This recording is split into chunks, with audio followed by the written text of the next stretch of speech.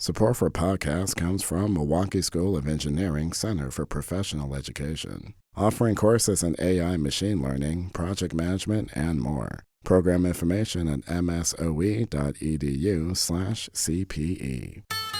From 89.7 WUWM, Milwaukee's NPR, this is Lake Effect. I'm Joy Powers. Today, we'll talk about the intergenerational trauma facing Indigenous communities and how to heal. I want them to embrace this idea that we are in this together. No matter where we are from, no matter where we're born, no matter the destination. We'll look at the history of sanctuary movements in Wisconsin and the U.S. Plus, we'll investigate some mysterious bird art found on some of Milwaukee's trails. People's motivations for making things are as diverse as the stuff that they make. Because they made them and they left them in public places, I think they're trying to get people to notice birds. All of that is coming up on Lake Effect.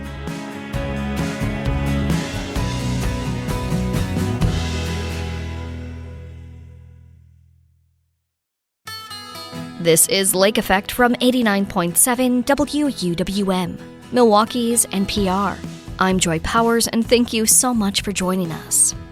Today, we continue to look back on our favorite stories from 2025. Earlier this year, UW-Milwaukee's School of Continuing Education hosted a conference on trauma and reimagining solutions for healing. One area of focus was intergenerational trauma and how Indigenous people are affected by colonization, loss of language and culture, and displacement. Marin Denning is an adjunct lecturer at UWM, and he was one of the presenters. Denning's work explores how connecting to traditional Native American practices can help heal trauma. I spoke with him about that this summer. When we are talking about trauma in the Anishinaabe community and the Native community more generally, what are some of the sources of this trauma? One of the most interesting aspects about trauma in our community is that it's everywhere. And it's so regular in its presence that we don't even know it's there. For a lot of our parents and grandparents, and of course the people before that, our boarding school generations, we can point to one of those as a source, where children were separated from parents, either by force or by necessity. There were no parenting role models. And so when these children were going through boarding schools, they were exposed to a lot of things children shouldn't be exposed to, and that shaped their life. They didn't have parents interacting with themselves. They thought that what they were going through, things like sexual abuse, isolation, corporal punishment, that was all normal.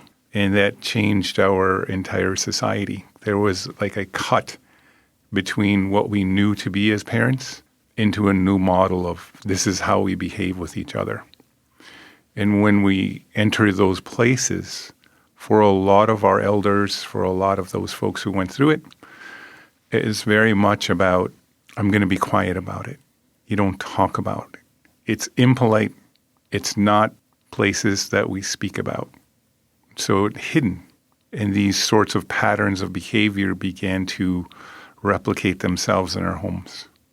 And that pattern with silence meant that this trauma that was building, or historic trauma, would redouble.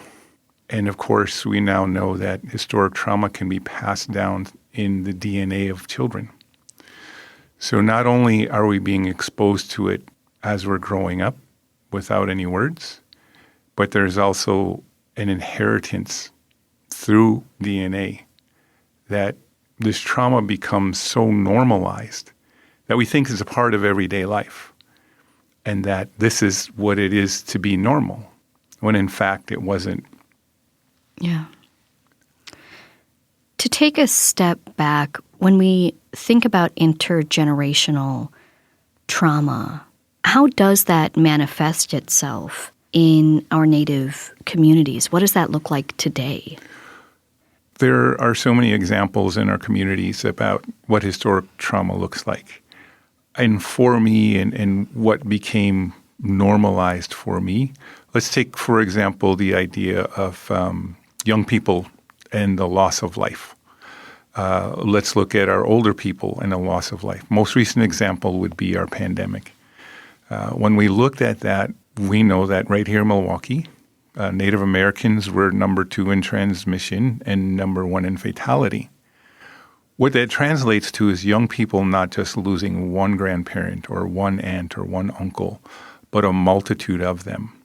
And for a young person going through these traumas over and over and over again in short periods of time, it affects their behavior, it affects their attitudes, it affects grades in school. Trauma affects how we see ourselves, how we interact with each other. It also affects, again, what we see as what's normal, when in fact we know it's abnormal behavior. It's not positive or building behavior that trauma can induce. It's evidenced in so many ways, and I would use myself as an example. I had 3 children. All of them left this world before me in ways that were traumatic for me. What was interesting in the beginning of that process after losing the first one, what would happen to me is I would be in stores and I would not be present. I would disassociate. I would put people at arm's length. I wouldn't engage in life. I slept on a floor on a rug with nothing on the walls for almost 2 years. And to me, it's just kind of what you did. It's part of a healing process. It is, but there's other ways to go about it. Those ways were brought to me by other Indigenous people, especially our veterans who had been through post-traumatic stress, and brought to me ways that they had learned from military or from other people to say, this is how you can get through what you've been through. Because it wasn't just the loss of our children. It was also going back generations. So for me, I could look at these patterns of trauma being passed down to my children. But our family is so like other Native families. The example, I had a teenage mom. My father was killed before I was born. In our own family, in the generation before her, we had a grandfather who was taken to a boarding school with his sister. His sister died at the boarding school. Where is she buried? Why didn't he come home after his boarding school experience until his mother died? Those are traumatic events for young people. And there's an inheritance that goes from one family to another, and even beyond that. Because our Native folks that were on reservations, and certainly our families are still there can be places of great impoverishment of emotion. The spirit of loneliness is there because it's just, this is what it is to be who we are. But to be who we are is so much more. And there's so many amazing things that we need to embrace. And that kind of goes to that question of what happens when things happen like me losing our children. One of the big parts of your work is inviting people to reconnect with their own history. How do you open up that conversation? How do you open up the idea of reconnecting with your Anishinaabe ancestors as a way of moving forward? There's a lot of different pathways because trauma is and takes different forms. It takes it differently for every person that it affects.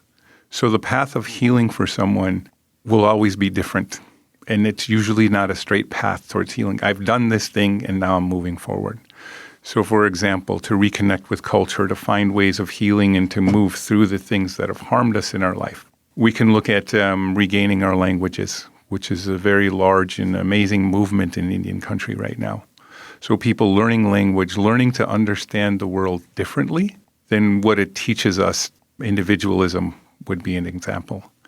When we learn about individualism as a social construct, meaning I'm responsible for myself, I alone am moving into my future, there's another point of view that says we're doing this together and we do things as a community. I'm never alone. I'm always surrounded by this great world, all of what nature is and what she does for us. I'm surrounded by relatives and people that love me. And no matter what I go through, I'm never alone. Even though I may feel that way, there's things that I can connect with. So language can take constructs of individuality and create something like action, movement, flow, learning our water ceremonies, learning about sweat lodges, learning about our songs, learning about smudging, for example, using medicines to help center us, using different avenues to connect with our minds, our bodies, and our spirits. There's a multitude of ways to do that, and each of us in our cultures have different ways to do it. For many of our people, part of the trauma and that vicious cycle of trauma is that in that boarding school experience, many of our tribal ways that can save us were taken away. And many of those experiences where it's been taken away was taken away to such a degree, a person is no longer connected to those ways. So they're trying to find a way to reconnect. And that's where institutions and individuals step forward, like our veterans did for me, and say, there's another way to live. And we're going to give you some ideas of how to do that. And a lot of times for many of us, it's experimenting. For some, it's they find value in singing. For some of us, it could be our tribal dances. For others, it could be finding it in reading and learning more about our culture and having that quiet time alone from everything else. It could be taking a walk in areas that you find peaceful and safe to center yourself and to regain from a moment of manic thoughts where self-harm and the idea of taking one's own life, completing suicide, is a part of your being. It becomes so hardwired in those areas of trauma that it takes work and time and practice and dedication to regain it. It's interesting what you say about, individualizing this a bit and really seeing what the person needs to move forward. When you think about your work and your talks, what are you hoping people take away from it? The one thing that I want them to take away is that they're not alone. And that's easy to say, and we hear a lot of counselors and other people talk about, that you're not alone, and we see these advertisements for it. But that is a really difficult message to propose and to get out there to people who see themselves as individuals, who buy into the idea that my future is up to me and only me. Essentially what's being said there is, I alone am responsible for my healing. And I've heard many counselors enter into that. And again, that works for some people. They grew up in an individualist culture. They've heard that message, it's consistent with what they've heard, and they move towards it in a powerful way, and it's helpful. Yet other people, the message of individualism is, I am an individual and I am alone. And at the end of the day, there's no one else. When people are walking out of the room after they hear me talk, I want them to embrace this idea that we are in this together. No matter where we are from, no matter where we're born, no matter the destination. We're surrounded by love, we're surrounded by people that want good things for us, and that we position ourselves to be around people that know how to do this. We exist as a group, and we succeed and rise and fall as groups. Yes, there's individuals and what we accomplish within it, but that's a part of this larger collective story. And so there's a lot of people that when they hear me talk, they're in that very place where they can't see anything. Their mom or dad might be in the next room. Their best friend might be just a text away or a phone call away. But they're feeling so alone that nobody understands, that the world has a different view of things, and that their look at the world is something that is only theirs, and they see no path to the future. That can be a cannibalizing thing for us once we get that set in our minds. What we need to do is remember there are other ways. And when Native people move towards our ways and our traditions, they will see the us, they will see the ours, they will see the people that care. And those people that care aren't just human beings. They're this natural world that is around us. When we walk out, when we see a moon in its full and in its brightness, or when it's covered, but she's always there, always there. When we walk on the earth, do we listen to her sounds? Do we center ourselves and know that all around us are things that can help us? These were the kinds of things that were taken from us, and through no fault of our own have been forgotten by many of our people. But that door and pathway for all of us to learn these things, not just Indigenous people, but other people, that know that they're there for them to help them, is a doorway that many of us should go through. When we're so in a place where we're not open to much of anything, sometimes it's like reaching back to that ancestral voice that existed before these traumatic things happened. Beautifully said. Well, Maren, thank you so much for joining us here on Lake Effect. Awesome. Thank you.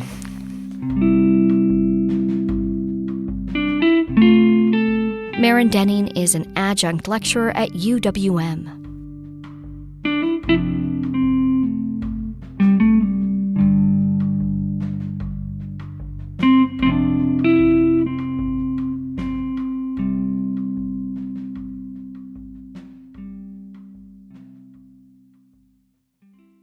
This year, WUWM explored Milwaukee and Wisconsin's immigration history through a series called Making Wisconsin. The idea was to help better understand who our neighbors are and how immigration has shaped our city, state, and country. One part of the series explored the concept of sanctuary. Throughout history, there have been waves of sanctuary movements stemming from religious organizations, activists, and legislation. To help understand sanctuary and how it's shaped our history and politics, Lake Effect's Audrey Nowakowski spoke with Marquette University Assistant Professor of History and author Sergio Gonzalez. In U.S. immigration history, people have often defined the United States as a place of sanctuary for people all across the world, refugees, asylum seekers, economic migrants, people who are looking for a new opportunity or a sense of safety here in this country. When we think even more specifically, and I think if we think of the 21st century and 2025, sanctuary now has a very specific political connotation. And of course, that's very much connected to the question of immigration and the way in which immigration activists have taken up that term, especially since the 1980s, as a rallying cry to really create these spaces of safety for undocumented immigrants and refugees in this country. So we're going to kind of wind the scope back and kind of go through a little chronological history, especially here in Wisconsin, but also the U.S., about sanctuary. So to localize it here, shall we start with the Underground Railroad in Wisconsin? And was this kind of one of our first big public moments of sanctuary? Yeah, absolutely. If we think about sanctuary as this kind of founding mythology of the United States, that the U.S. has always been that way, different groups throughout American history have appropriated that language to their own ends. And I think one of the most dramatic examples is in the 19th century. Abolitionists who strongly objected to the institution of slavery, but didn't just object to it in their language and their ideas or even in what they wrote, but they actually enacted it through the material work that they did, which is to say that they created movements to try to help enslaved people flee indentured and servitude and move towards the north, either to northern states that did not have enslavement or maybe crossing over into the Canadian border. And so I'm sure that a lot of listeners are familiar with the Underground Railroad. They learned about it in elementary school, but people might not know that Wisconsin had these important stops all across the southeastern parts of the state that served in the 1850s all the way up until the early 1860s as important locations for people who were coming up from Missouri through Illinois, making their way through Wisconsin, eventually through to Canada. So we're going to bump up to the 1900s here, and a few key parts of our sanctuary history for European immigrants and, of course, the Great Migration in the 40s and 50s. So let's start with the Great Migration. How is this an example of both what you call real and failed sanctuary? Yeah, I think so. Wisconsin had a late Great Migration, it's often referred to. I think people may know the Great Migration begins really in the early 20th century. But people who are leaving the U.S. South, Black Americans who are either fleeing economic deprivation, or they're fleeing the Jim Crow South system that forces them to live in the second-class citizenship, those people start coming northward, and many of them kind of end up in Chicago, so they don't actually make it all the way up to Milwaukee. And our community doesn't really start to grow until the 1940s and 1950s in large numbers, Milwaukee's Black community. And, when they arrive in Milwaukee looking for the exact same things that European immigrants had come to this country looking for in the 1850s, which is a new start and safety. Right, economic opportunity and not having to look over their shoulder and fearing either extrajudicial violence or violence by the state. And they arrive here in Milwaukee in the 1940s and 1950s, and sometimes they do find that, right? They certainly do find better economic opportunities here in Milwaukee than they would have found in places like Alabama or Mississippi. But they also find a new system of second-class citizenship. It's not as severe as the Jim Crow South. It's certainly not enacted with the form of violence that lives in places like Alabama or Mississippi. But they know they are made to feel like they don't belong. And that happens in a lot of different ways, whether that's at the work site, whether that's in where they're allowed to live, right? They're tightly constrained within this few blocks area that we now refer to as the near north side. Back then it was known as the urban core. And so Black Americans who arrive here in Milwaukee, who become Black Milwaukeeans and Black Wisconsinites, have to navigate all of these different factors. And looking at post-World War II as well, especially in relation to European immigrants searching for sanctuary in a time of war, how did we as a nation fail to give safe harbor during the Holocaust specifically? Yeah, I think most Americans know that the world turned a blind eye to what was happening in Europe, especially Western Europe and in parts of Germany and Austria and Poland throughout the 1930s. And of course, this all becomes extremely apparent after the United States claims victory in Europe in 1945, and you have American soldiers who are going throughout Western Europe and they see concentration camps. And it becomes very clear to Americans who are abroad, and eventually as these images make their way across the world, that the country had failed to offer sanctuary to not only European Jews, but a wide assortment of people who had been victimized by the Nazi regime.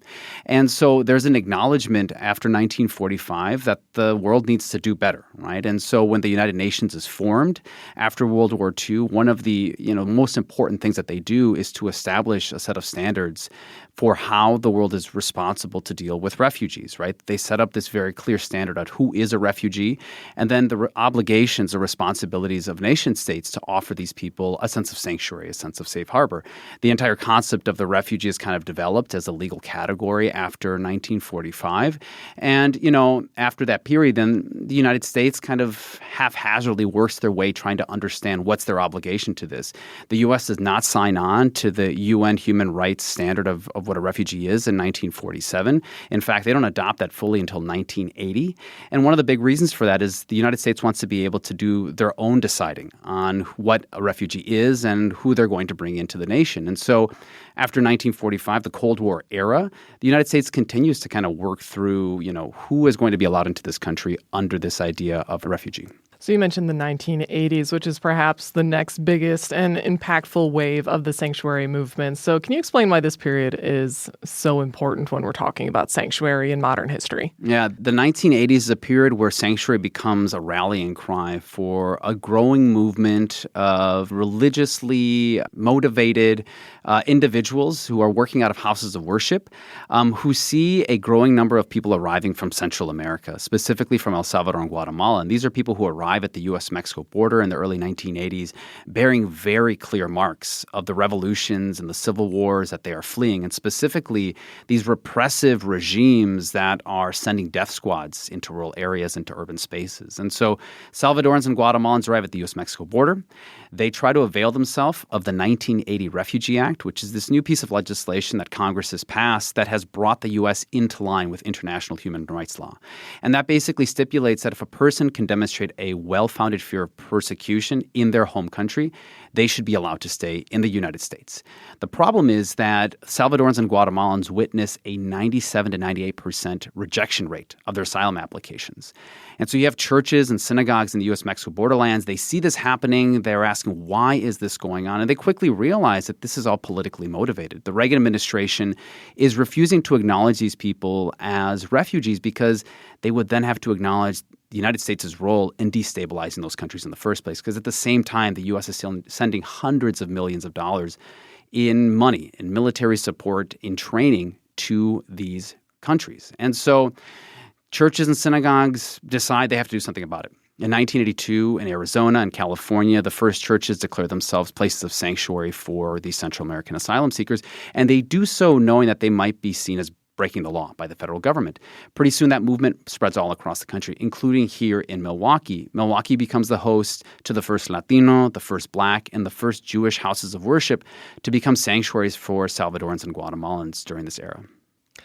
Now, 1986, Wisconsin Governor Tony Earl declared Wisconsin as a sanctuary state. So what does that actually mean, and how does that also give another example of that state versus federal tension that plays out? Yeah, I'm sure a lot of listeners would be surprised to learn that Wisconsin has been a sanctuary state since the 1980s. But of course, Governor Earl is aware of what's happening, of course, right? All Americans see what's happening here, especially when these federal charges are brought against these sanctuary workers. It becomes national news.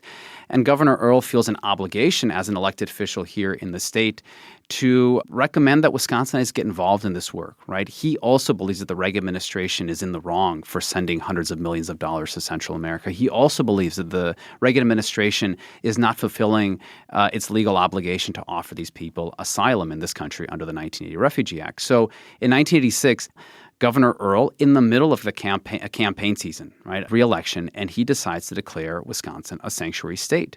Now, on paper, what it means, it's mostly a statement of support for the movement. And in fact, he invites Wisconsinites to join this work as well. He doesn't have the clear statements there, what it actually means for state employees or, if there's going to be financial contributions to this effort, which that never actually materializes. But it sends a clear statement on where he believes the state of Wisconsin should be and where Wisconsinites should stand on the question of sanctuary. Gotcha. So our next kind of marker of sanctuary and the movement and higher activity of this movement is under former President George W. Bush's administration. And this is specifically post 9/11. So can you explain how this event kind of restarted the movement in a more public-facing way? Yeah, the movement goes dormant after the early 1990s. The revolutions in Central America settled down. The U.S. begins to actually live up to its obligations under the Refugee Act. And so through much of the 90s, sanctuary doesn't really come into motion. It's really after 9/11 when the United States begins to ramp up its surveillance of undocumented communities. And there are growing calls to really connect questions of national security and national defense with immigration, which leads to militarization of the border, the creation of organizations like Immigration and Customs Enforcement, or ICE. And so there are more and more undocumented people in this country who feel unsafe. They feel like they can't come out of the shadows, as is often referred to. They feel like they can't live their lives in this country. And so as there's a rising number of deportations, first under George W. Bush and then especially under President Barack Obama, houses of worship again jump into this work. There's a revival of sanctuary. In fact, the movement is reborn in about 2011, 2013 is when you start to see these really large, growing numbers of churches and synagogues get involved. They call themselves the New Sanctuary Movement. And now they're offering safe harbor not just to asylum seekers, but also to people who have lived in this country for 20 years, right? People from Mexico, from Guatemala, from Ecuador, from all parts of the world, in fact, who perhaps see themselves as Americans in all ways except for their legal documentation. They've established roots here, they have jobs here, they've had children here, and now they're fearing that they're going to be torn away from the very social fabric that makes them feel at home in this country. And so the New Sanctuary Movement kind of takes up that 100-year history of sanctuary in this country, 150-year-plus history of sanctuary in this country, repackages it, and becomes another vibrant movement, especially under the administrations of George W. Bush and Barack Obama. So as you say, with the New Sanctuary Movement from George W. Bush up until today, and also with Trump's previous presidency, it's this kind of retaliation against the sanctuary movement being more broad, more encompassing. What are some of the anti-sanctuary things that are happening, whether it's on the federal level or just in public opinion? Yeah, I think we have seen, of course, I always say that to talk about immigration politics in 2025 is to talk about anti-sanctuary politics. And the reason that is because sanctuary has served as such a robust form of rebuke to the federal government, whether it's in the 1980s, whether it's in that initiation of the New Sanctuary Movement, or specifically in the first election of Donald Trump in 2016.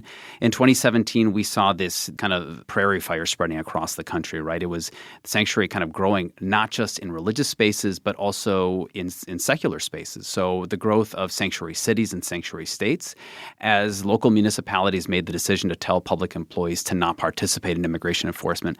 We saw things like the growth of sanctuary school districts and sanctuary campuses, heck, even things like sanctuary restaurants, right?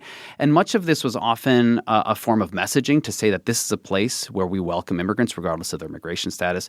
But sometimes these actions actually had teeth, right? Which is to say that they actually served as a barrier for the federal government to enact some of the most punitive forms of immigration enforcement.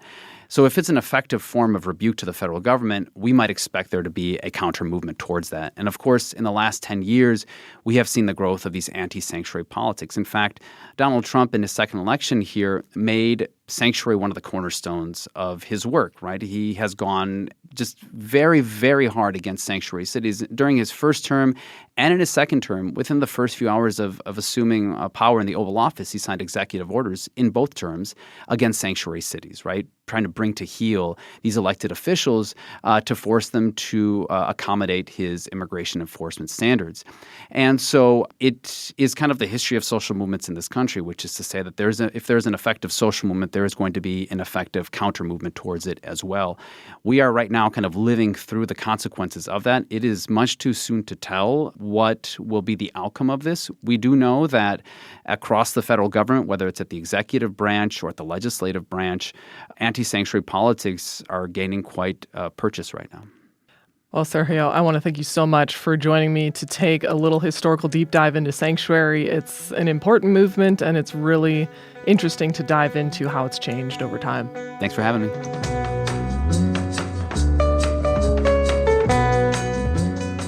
Sergio Gonzalez is an assistant professor of history at Marquette University and the author of the books Stranger No Longer, Latino Belonging and Faith in 20th Century Wisconsin, and Mexicans in Wisconsin.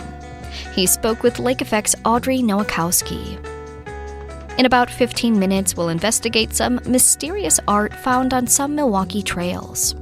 But first, we'll visit Shea Garden in Milwaukee's Silver City neighborhood to learn how the community space was created. That's coming up on Lake Effect on 89.7 WUWM, Milwaukee's NPR.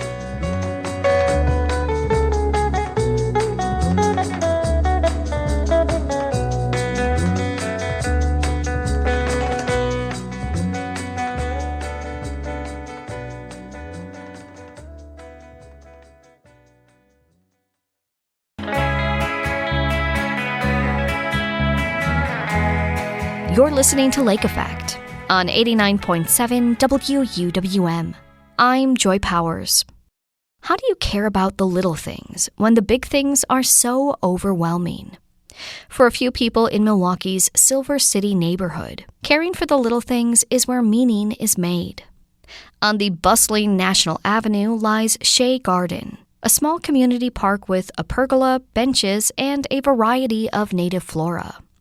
It's easy to overlook, but this garden contains the story of how neighbors, students, and artists transformed a public nuisance into a place of peace and passed it on to a new generation. The story begins with Helen and Maria, two of the neighbors who founded the park in 2007. It's told by Lake Effect Sam Woods, who visited the garden earlier this year when the weather was still warm.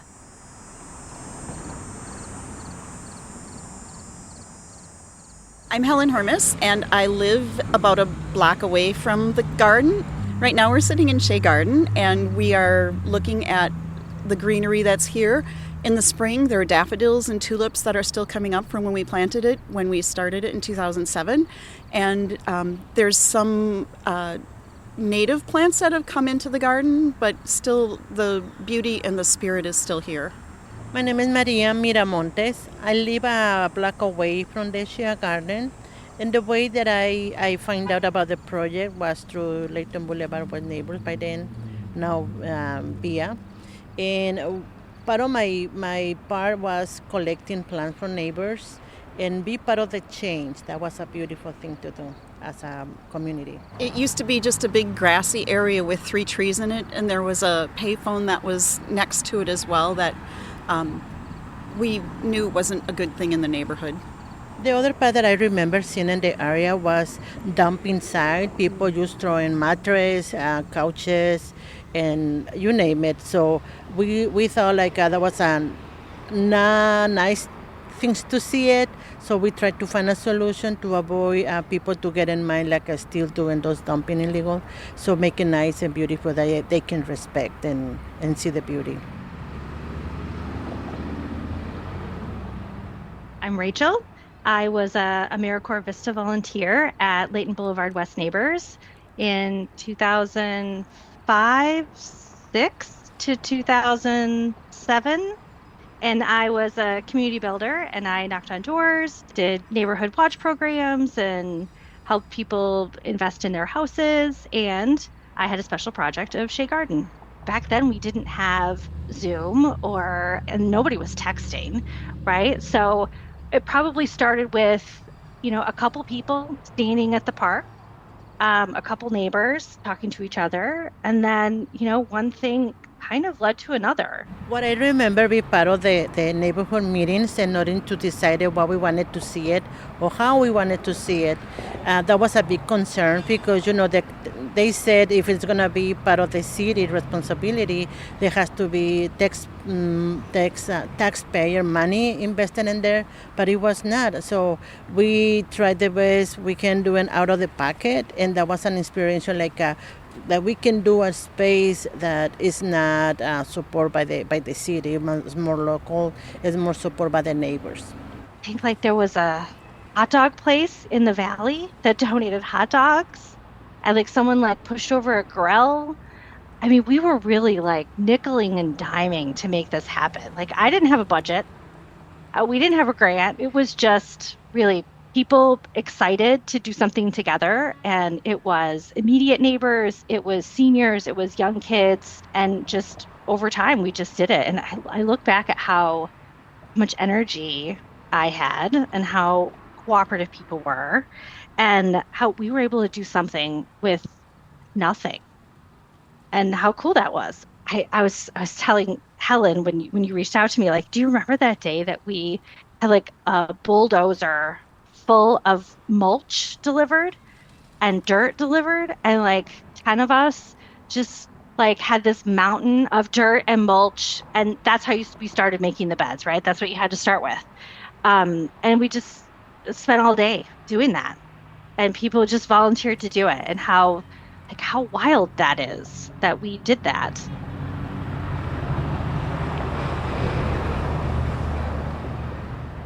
It's fun to put something in, but it's really hard to maintain something like this. After we got the garden, we continue the maintenance, spring cleanup.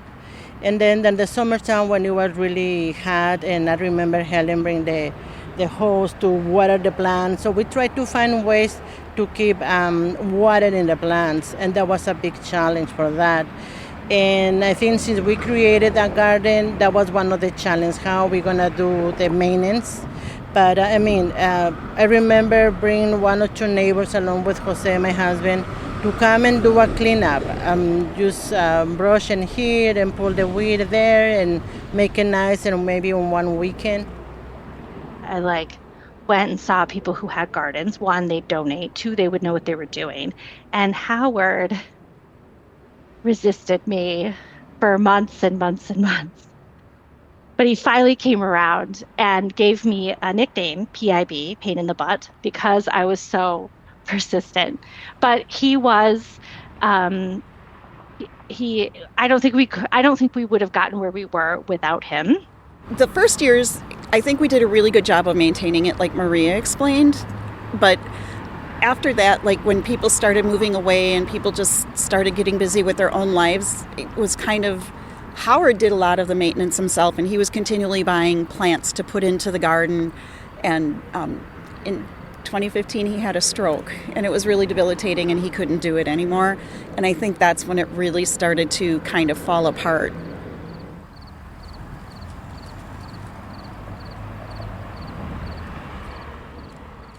My name is Monica Beltran, and I am the cafe manager and educator here at New Line Cafe with Escuela Verde. So I am a pastry chef by trade. I decided to go into education and do some food service teaching. And I was able to find a job here at Escola Verde along with New Line Cafe, teaching students about coffee, the history of coffee, where food comes from, and a lot of the times that brings in gardens, community gardens. Essentially how we became connected to Shea Garden is via the community organization here in Silver City reached out to us because they were in a dire need of cleanup at the garden. Our students do a lot of community cleanup during the school year. We'll take students out to pick up garbage, to clean drains. So a lot of the organizations that are around here, they know that we like to take our students out into the community. There's times that we even drive our students out to other places outside of our neighborhood to get involved. But we really try to get our students to take care of the spaces here in Silver City because a lot of them do live here. A lot of them, this is their neighborhood. And just us by being here, both Escola Verde and New Line Cafe, we also say that this is our neighborhood, even if we don't live here. My heart is full of joy for that because it's the new generation who's taking over and they can see what we saw when we created. We put something to work that is teaching others those responsibilities. I think that is an inspiration for the new generation, what we did in the past, but still the goal of continuing and the educational piece and taking care of the community. My name's Sally Duback. I'm a studio artist and have been for 50 years. I was told to design benches with the students, and we ended up creating mushrooms, giant concrete mushrooms that serve as benches. Actually, we made 3 of them. My first meeting with the students was to introduce them to the fact that we were going to do the project and to do drawings of whatever came to mind in order to create the benches. And they came up with some pretty fantastical shapes like squirrels and bunnies and things like that. It was actually Monica who suggested mushrooms. And I thought, well, that's doable because we're going to build them out of concrete. And I had to create the forms for them. The students applied the cement. So that's how we came up with the mushrooms. I thought it was a great idea, so we stuck with that.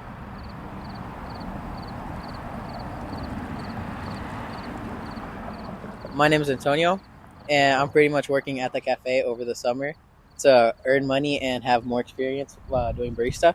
I know Shea Park is here for a long time, has been taken care of by neighbors, has been tended to over the years, and we decided to do an event here called Shea Garden Pop-Up, where we will serve drinks, food, and a little bit of fruit to people that want to come here and enjoy the garden at Shea Garden. We came here last week, cleaned up a little bit, prepared for today, and we chose today because it's a pretty good day, sunny, not that hot, not that cold, and I think it's a little fun event that we do once every summer. So even seeing students read like the quotes on brickwork that the neighbors that started the garden created, I think for them it's a way to realize that this is a bigger project than themselves. It's bigger than just like volunteering and doing a cleanup and picking up the garbage. They're continuing something that was created by real people, real neighbors, people in their community and people that cared for these green spaces. I like the history of it, right? Like it started out as a neighborhood project and neighbors kept it up for a while, and then we have Escuela Verde that comes in and says, well, let's try to do this thing in the neighborhood again. So hopefully a lot more neighbors will get engaged in it. A lot of the ones that had been living here are no longer living here, so we really do need to do like kind of a revitalization of the work crew that comes out to care for it. Well, for me, I would say like there is a capsule time alive. We have Howard work with the pagoda. Now we have the new thing with the glasses, and I can tell you many of the plants are for people who, where they pass away or they move out. But I remember some stories about how the plant was brought to the house. We have a few hostas around where they were given for the mother-in-law, one of the neighbors, and I'm talking about 60 years ago. So that means it's created from the past to the present and for the future. So that is the beauty.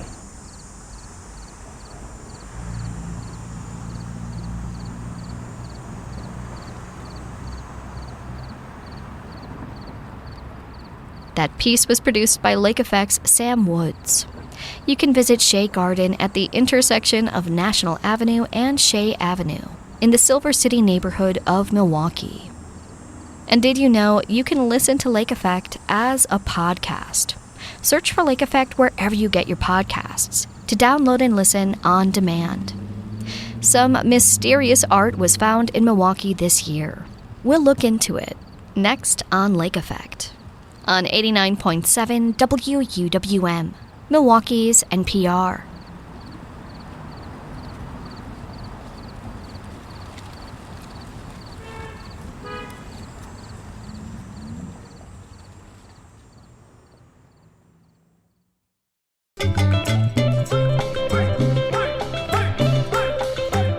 This is Lake Effect on 89.7 WUWM.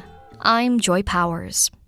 This spring, a WUWM listener noticed carved wooden bird sculptures along some of the walking and biking trails around Milwaukee. Lake Effect's Excret Nunez investigated who might be behind the public art for our series Bubbler Talk. Bubbler Talk, quenching Milwaukee's thirst for knowledge. I'm WUWM's Excret Nunez. In this Bubbler Talk, we're setting out to solve a mystery. Laurel Heapch has been hiking Milwaukee County's Oakleaf Trail since the start of the pandemic, when something caught her eye, and she decided to ask Bubbler Talk. I noticed these little wood carved birds, and I'm just wondering who makes those and puts those up. I was determined to find out. Heapch says the wooden birds can usually be found nailed to bridges and rails along the Menominee line of the Oakleaf Trail. They have a folk art vibe and vary in size, usually between 2 to 3 inches long and 4 to 5 inches wide. The body, beak, tail, and eye are each painted a different color. The Oakleaf Trail is managed by Milwaukee County Parks. I thought they must know the artist making these birds. So I reached out to their trails coordinator, Jacob Sanchez, and asked. So I was wondering if you know who the artist behind these wooden birds might be. I don't. It's a mystery that me and my team have been aware of for some time, but we do not know who makes the birds. Bummer. This wasn't going to be as easy as I thought. Next, I turned to the people of Milwaukee Reddit for help. I posted pictures of the birds and asked if anyone knew the artist. There were lots of opinions, but still no answers. Some mysteries are best left unsolved. I've wondered that too. I've seen them on the trail near Hartung Park. If the artist finds this thread, I want them to know how charming I find those little wooden birds. In my search for Milwaukee's Banksy, I reversed image searched pictures of the wooden birds, looked up Wisconsin artists on Etsy, and reached out to local Milwaukee art groups. It still didn't lead me to the artist. That's when my research led me to stumble upon Jo Jensen. While she isn't the Milwaukee artist, she is a Madison artist. She's known for her artwork that uses pull tabs, but most recently she's gotten attention for making wooden birds for her neighborhood. Her wooden birds are a little more realistic looking than the mystery birds in Milwaukee. People's motivations for making things are as diverse as the stuff that they make. I thought she might be able to help me understand the mind of the mystery artist making the wooden birds in Milwaukee. Because they made them and they left them in public places, I think they're trying to get people to notice birds, to be conscious of the world around you, the living things around you, maybe. She describes this form of art as guerrilla art. Putting something without asking, and something that could be considered as permanent, or changing the color of something, or attaching something to something else. You know, one person might say, oh, that's lovely. Another person says you're defacing public property. So I understand why the bird person in Milwaukee is keeping it quiet. because you have two sides of the coin. But the mystery artist does not need to fret. Milwaukee County Park staff are huge fans. Here's Sanchez, the trails coordinator. They're benign. They're kind of fun. They're whimsical. They're not hurting anyone, and they add a little freshness to the trail. And especially in these shoulder seasons like we have now, when all the plants are dead, it's fun to see a pop of color on the trail. Back on the Oakleaf Trail, Bubbler Talk listener Laurel Heapsh and I met up at Hart Park in Wauwatosa to find the wooden birds together. Oh, yeah. Look at that. This one's not even a bird. That's exciting. This one's a fish. She said she'd love for the artist to make a map of where to find the birds to draw more people to the trails, but thinks it might be best for this case to remain unsolved. Maybe it would be better to just keep them a mystery. Just know that somebody out there is thinking about the hikers and bikers and wants to bring a little happiness to people's lives. In the meantime, keep your eyes peeled and enjoy the scavenger hunt. You never know what you might find in nature.